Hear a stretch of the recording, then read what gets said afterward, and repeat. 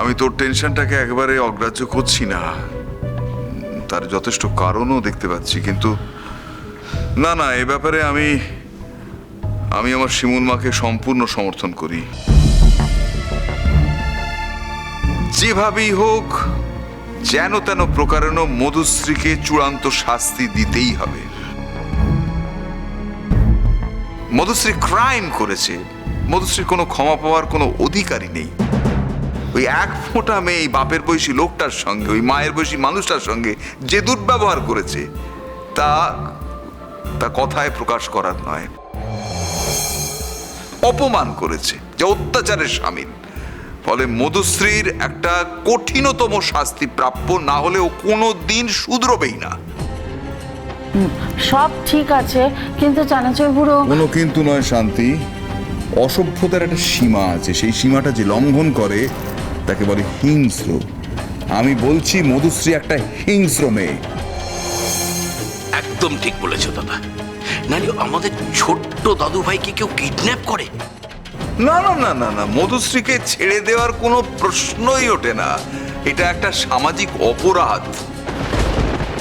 মধুশ্রীকে চূড়ান্ত শাস্তি পেতেই হবে। তাহলে আর দেরি কেন? শিমুল, নীল, তোমরা বেরিয়ে পড়ো। শুভ সুশীঘ্রম। তোমরা জয়যুক্ত হও, আমার প্রাণ ভরা আশীর্বাদ রইল। মেডিকেল টিমের সাহায্যে তোমরা প্রমাণ করে দাও যে মধুশ্রী সত্যিই কোমায় গেছে, নাকি সে তার অসুস্থতাকে ভান হিসেবে ব্যবহার করছে, সে শুধু অভিনয় করে যাচ্ছে। হ্যাঁ কাকু।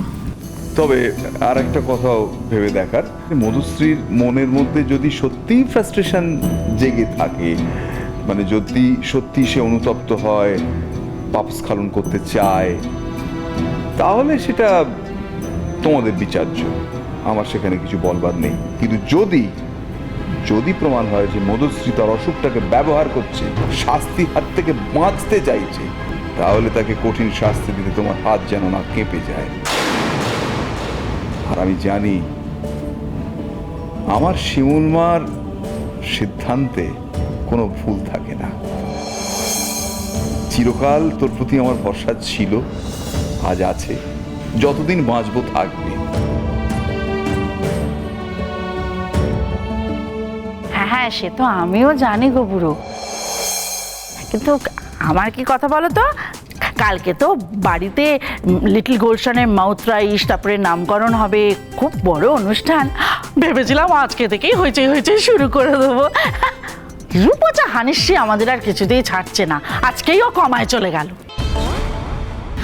মা, কথাটা কমা না, কথাটা কমা। ওইটাই।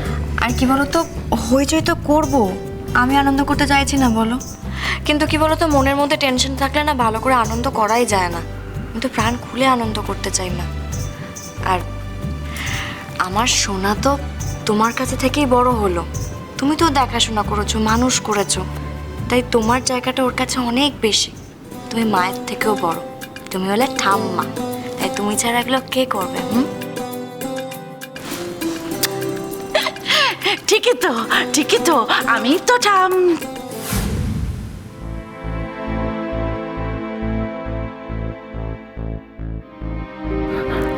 না না না না না না, আমি তো খুবই পচা।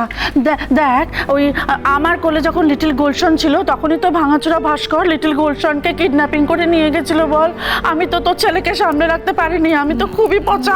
মা একদম এরম ভাবে ভাববে না। আর এই কাজটা কে করিয়েছিল বলো? মধুশ্রী তো করিয়েছিল। তুমি কি চাও না যে মধুশ্রী আরো অনেক বড় শাস্তি পাক? ইয়েস, খুব বড় শাস্তি পেতে হবে ইউ পচা হানিশ্রীকে। যা শিমুল, যা গুলশান, যাও বড় শাস্তি দিয়ে এসো। ওকে মাম, আমরা আসছি। বুঝি ভাই, আমিও কি তোদের সাথে যাব? না না, তুই থাক, তুই মমের সাথে থাক, মমকে হেল্প কর, আমি আর শিমুল ওদিকটা দেখে নিচ্ছি। আসছি আমরা। শিমুল চল, লেট হয়ে যাচ্ছে।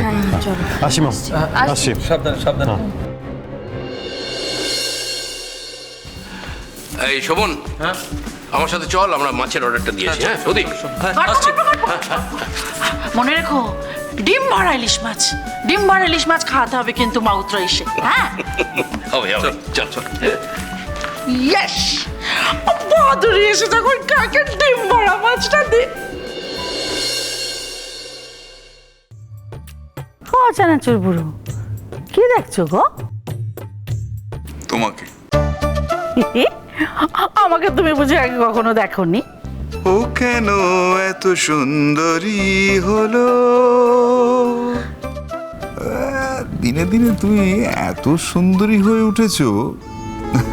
না, আগেও সুন্দরী ছিলে, আরো বেশি সুন্দরী ছিলে যখন তুমি আট পৌরে ডুরে শাড়ি পরে ওই ঘুঁটে দিতে, কলসি কাঁখে জল নিয়ে বাড়ি আসতে।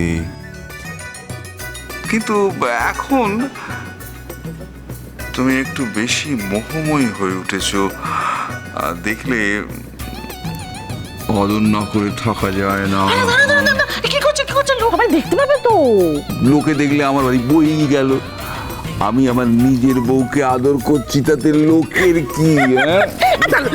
তাহলে সবার আগে আমি বরং আমার চানাচুর বুড়োকে একটু আদর করে দিই।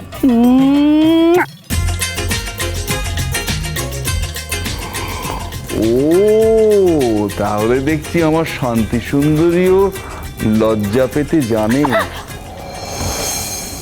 ও চানাচুর বুড়ো, হাতটা দেখেছো কেমন খসখসে হয়ে গেছে? হাতটা আগে কত নরম ছিল বলো? এই উপাচা হানিশ্রী আমাকে দিয়ে কত কাজ করিয়েছে, আর দেখো হাতটা কত কত খসখসে হয়ে গেছে। কিন্তু মনটা, সেটা তো নরম আছে। মধুশ্রীর তো ক্ষমতা হয়নি আমার শান্তি সুন্দরীর মনটাকে খসখসে করে দেবার, শক্ত করে দেবার।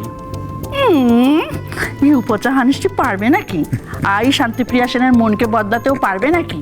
আই শান্তিপ্রিয়া সেনের মন যেমন আছে তেমনই থাকবে, ওই রকমই নরম, সবাইকে ওরকম ভালোবাসবে, ওই রকম আদর করবে। সবচেয়ে বেশি ভালোবাসবে আমার চানাচুর বুড়োকে। বুড়োটা বুড়োটা আমার বাড়ি, আমার পরিবার, আমার সুখ শান্তি সব ফিরিয়ে দেওয়ার জন্য অনেক ধন্যবাদ। প্রণাম জানাই তোমার ঈশ্বর।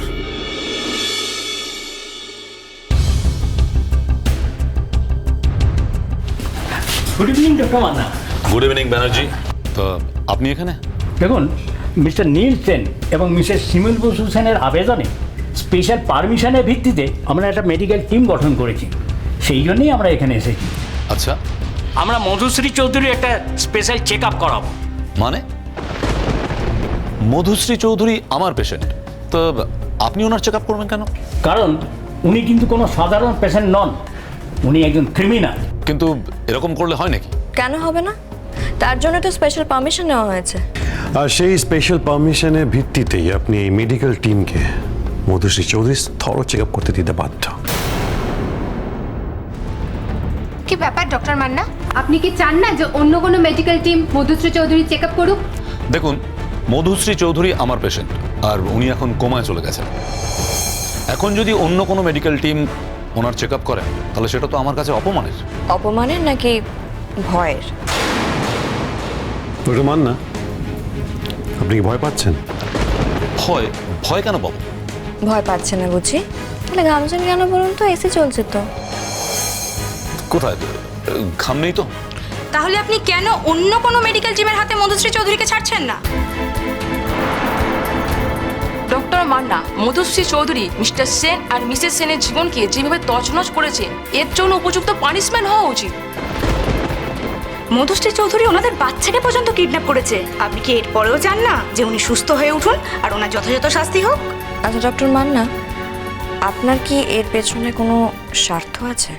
আমার কেন স্বার্থ থাকবে? আমার কোনো স্বার্থ নেই। তাহলে বেশ তো, আপনি এই নতুন টিমকে আপনার পেশেন্টের কাছে নিয়ে চলুন। এখন মধুশ্রী ম্যাডামের বডি স্পঞ্জ হচ্ছে, আপনারা একটু ওয়েট করুন। স্পঞ্জ হয়ে যাক, আমি আপনাদের ডেকে নিয়ে যাবো। আপনারা কিছুক্ষণ ওয়েট করুন।